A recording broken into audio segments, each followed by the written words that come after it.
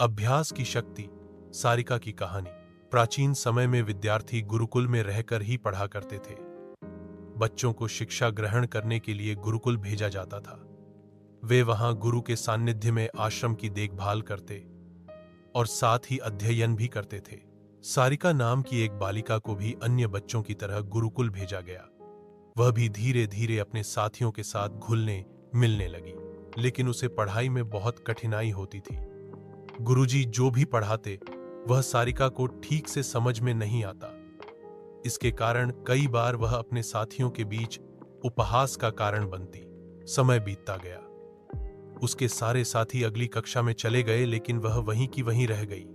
अंततः गुरुजी ने भी निराश होकर कहा, बेटी सारिका, मैंने तुम्हें सिखाने का हर संभव प्रयास किया है, लेकिन अब बेहतर होगा कि तुम घर चली जाओ और अपने परिवार की सहायता करो। सारिका को लगा कि शायद शिक्षा उसके भाग्य में नहीं है।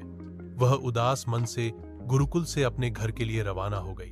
दोपहर का समय था और रास्ते में उसे बहुत प्यास लगी। इधर उधर देखने पर उसे एक कुआं दिखाई दिया, जहां कुछ महिलाएं पानी भर रही थीं। वह वहां पहुंची। सारिका ने देखा कि पत्थर पर रस्सी के आने जाने से निशान पड़ गए हैं।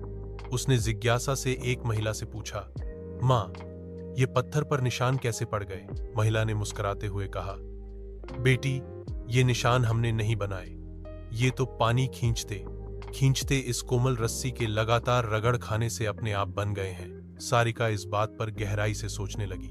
उसने सोचा, जब एक नर्म सी रस्सी बार बार चलने से पत्थर पर निशान छोड़ सकती है, तो क्या मैं निरंतर अभ्यास से ज्ञान नहीं प्राप्त कर सकती?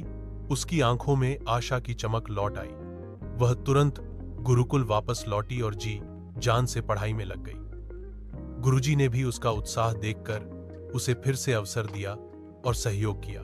कुछ ही वर्षों में यही कमजोर समझी जाने वाली सारिका एक महान विदुषी बन गई। उसने संस्कृत में कई ग्रंथों की रचना की और एक आदर्श बन गई। शिक्षा, मॉरल, अभ्यास में अद्भुत शक्ति होती है। चाहे आप शुरुआत में कितने ही कमजोर क्यों ना हो, निरंतर अभ्यास, धैर्य और लगन से आप किसी भी मंजिल को पा सकते हैं। सिर्फ किस्मत के भरोसे बैठने से कुछ नहीं होता। मेहनत ही सफलता की असली चाबी है।